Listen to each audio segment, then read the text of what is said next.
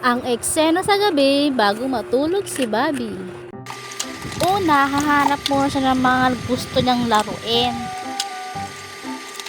Ayan na siya, guguluhin niya yan hanggang sa may mapili na siya.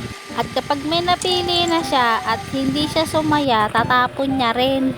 Titignan niya kasi sa laruan kung anong mga pwedeng gawin. Aray! Ang sakit! Kinagat mo si mami nak, ang sakit! At ayun na nga, nakagat tayo ni Bobby. Pinapadede ko kasi siya ngayon, pinapatulog ko siya. Tapos nagtry ako mag voice over at nakagat tayo mga B. Ang sakit-sakit. Balik na nga pala tayo dito sa video. Kitang-kita nyo naman, medyo hyper pa siya dyan. Hindi pa siya inaantok guys. Wala pa mga pangitain.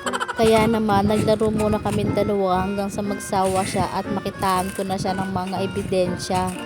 Huwag nyo na akong i-bash guys kasi yung mga maliliit na yan hindi niya kinakain. Kung isubo niya man yan, dinudura niya rin po yan.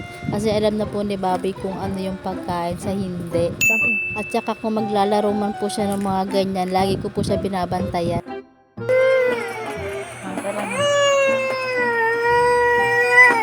At ito na nga, nagsimula na po ang kanyang seremonyas. Ito na po ang sign kapag inaantok na po si Bobby Kyla. Magwawala na po siya. Kaya naman, kinuha ko na siya at humiga na kami para dumede na siya sa akin. Ganyan lang naman ang ritual ni Bobby tuwing gabi. At ayun na nga, nakatulog na rin siya. Ang saya-saya, diba? Kaso dumating ang trahedya, kinagat niya ako ng bonggang-bongga. Aroy! But after that, nag-cry ako ng konti. Tapos siligpit ko na rin tong mga kalat. Kasi kawawa naman ang Kuya Kenken pag hindi ko to liligpitin. Mahihigaan niya to at masakit sa likodan yun, B. Kasi pag ako nga, may nahigaan lang ako na kahit manipis lang yan o kahit isang pirasong bala ng pellet gun. Grabe, naiirita ako pag nahihigaan ko talaga.